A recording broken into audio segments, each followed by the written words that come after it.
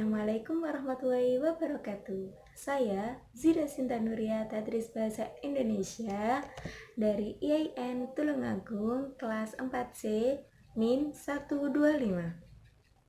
Kali ini materi yang akan saya gunakan yaitu teks laporan hasil observasi untuk kelas 7 SMP.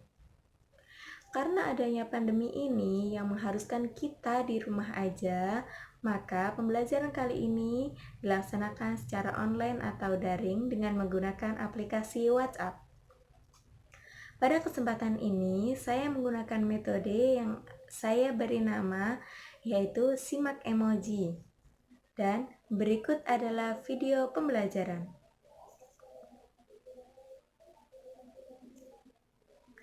Assalamualaikum warahmatullahi wabarakatuh. Selamat pagi anak-anak, bagaimana kabar kalian pagi hari ini? Ibu harap kabar kalian baik-baik semua. Apalagi dengan pandemi ini yang mengharuskan kita tetap berada di rumah saja. Jadi jangan lupa rajin mencuci tangan menggunakan sabun, pakai masker dan juga jaga jarak. Hari ini kita akan membahas tentang struktur teks laporan hasil observasi, ciri kebahasaan teks laporan hasil observasi, dan juga jenis teks laporan hasil observasi. Sebelum melanjutkan pembelajaran daring kali ini, Ibu ingin kalian membentuk kelompok. Nanti, setiap kelompok berisi 2-3 anak. Ibu beri waktu selama 3 menit untuk menentukan kelompok. Silakan memilih anggota kelompok kalian masing-masing. Waktu habis anak-anak, tugas kalian selanjutnya yaitu menelaah struktur teks laporan hasil observasi, ciri kebahasaan teks laporan hasil observasi, dan juga jenis teks laporan hasil observasi.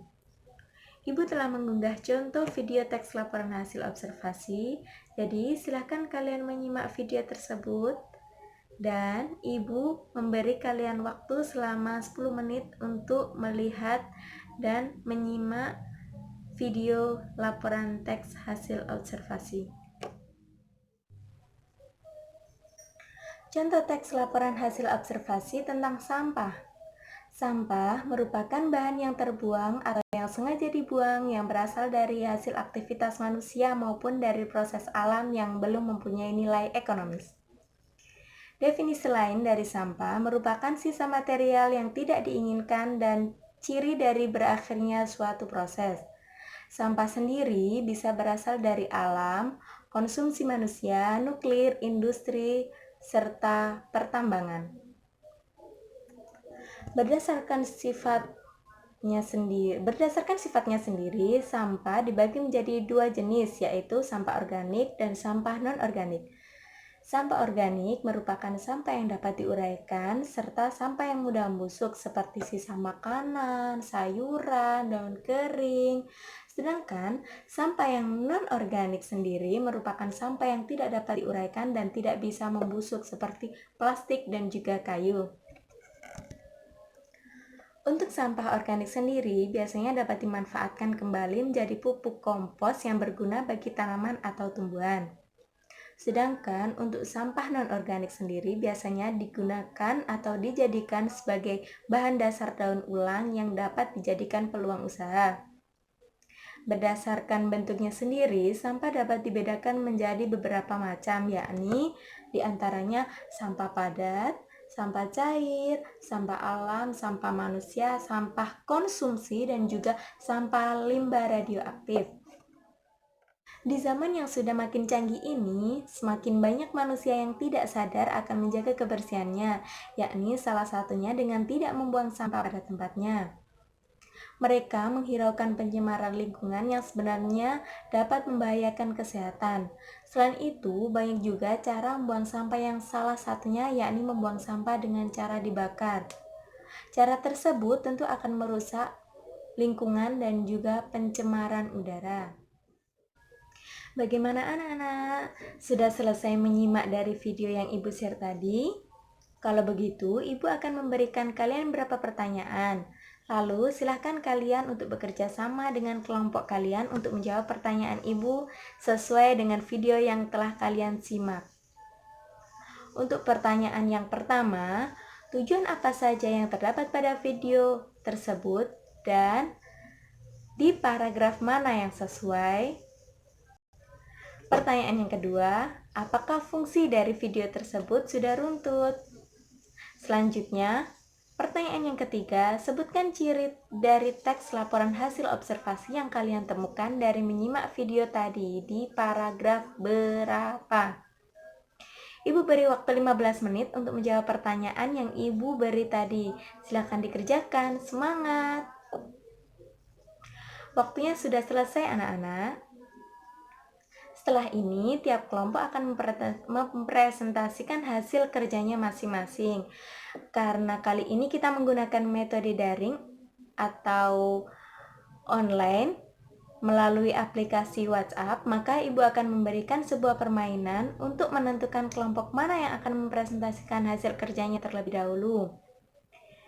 Cara permainannya yaitu kali ini permainannya untuk meramaikan dan mengaktifkan siswa-siswa, yaitu tebak emoji daring. Ibu akan mengirim beberapa emoji yang menunjukkan sebuah kegiatan atau aktivitas.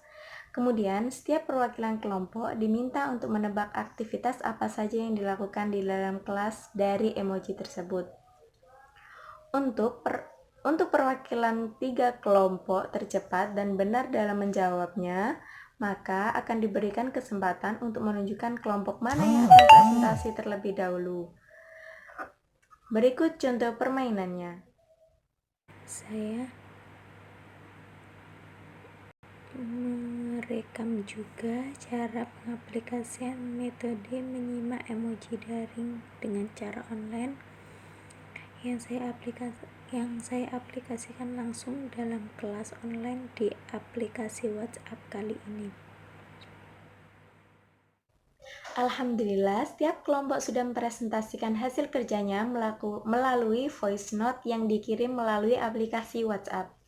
Ya, kali ini Ibu akan mengajak kalian untuk mengevaluasi hasil kerja kalian di bagian struktur teks laporan hasil observasi, ciri kebahasaan teks laporan hasil observasi, dan juga jenis teks laporan hasil observasi. Sebelum Ibu yang mengevaluasi dari struktur teks laporan hasil observasi, ciri kebahasaan teks laporan hasil observasi, dan juga struktur teks laporan hasil observasi, apa ada yang ingin berpendapat terlebih dahulu? Ya, Nanda dari kelompok 4, silahkan. Selanjutnya siapa lagi? Oh iya, itu ada Diki dari kelompok 1. Wah, ternyata banyak ya yang ingin berpendapat ya. Oke, selanjutnya Ihsan dari kelompok 6. Ya, benar sekali pendapat Ihsan. Selanjutnya Yuli dari kelompok 7, silakan berpendapat. Waktunya Ibu untuk menjelaskan ulang struktur dari teks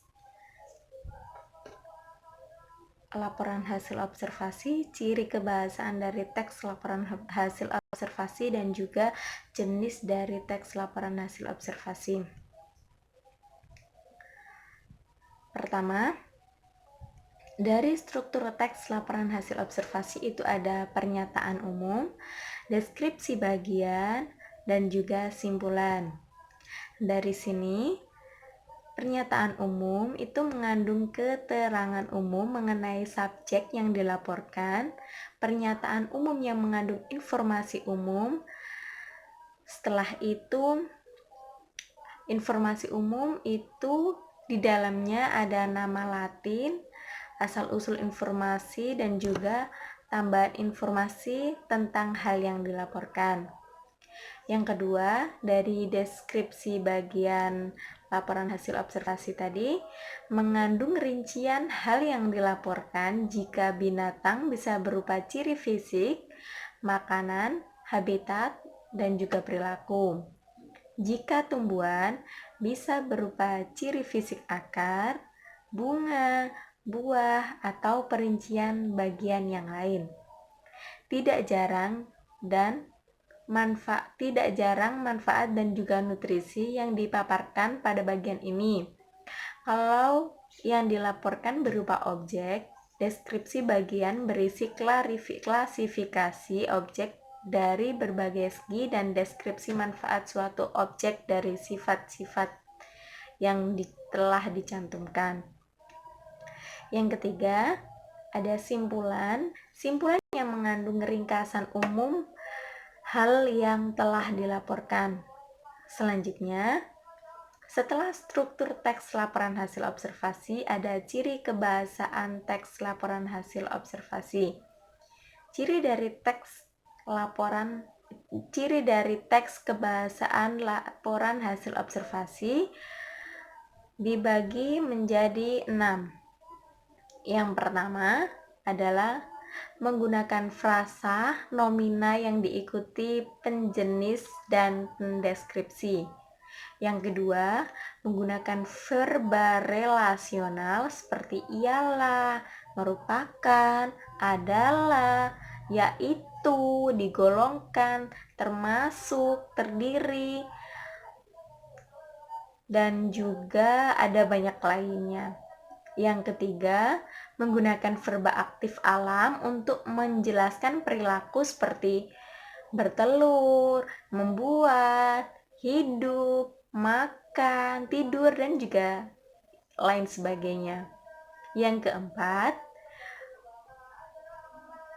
menggunakan kata penghubung yang menyatakan tambahan dan atau serta, perbedaan, berbeda atau dengan, persamaan, sebagaimana, seperti halnya, lalu pertentangan, seperti, sedangkan, namun, itu ada pilihan-pilihan yang telah dicantumkan dalam penggunaan kata penghubung.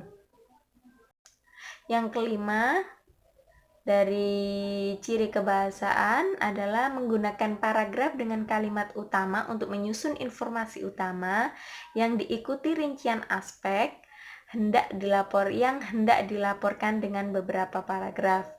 Selanjutnya, yang keenam atau yang terakhir, menggunakan kata keilmuan atau teknis seperti herbivora, degeneratif, osteoporosis, mutualisme, parasitisme, pembuluh vena, leukemia, sindrom, fobia, dan juga masih ada banyak lainnya. Selanjutnya, penjelasan untuk jenis teks laporan hasil observasi. Jenis teks laporan hasil observasi di sini ada 3, yaitu pertama, observasi mengenai kondisi sosial dan lingkungan. Yang kedua, observasi mengenai kondisi sosial dan juga lingkungan. Yang ketiga, observasi mengenai keadaan yang sedang terjadi di lingkungan sekitar dan sosial. Baik, dari sini ada yang ingin ditanyakan? Baik, jika tidak ada, Ibu cukupkan sampai di sini pembelajaran kita kali ini. Semoga pembelajaran kita kali ini bisa bermanfaat bagi kita semua dan semoga di pertemuan selanjutnya bisa menjadi lebih baik lagi. Bila ada kurang lebihnya, Ibu mohon maaf dan terima kasih. Wassalamualaikum warahmatullahi wabarakatuh.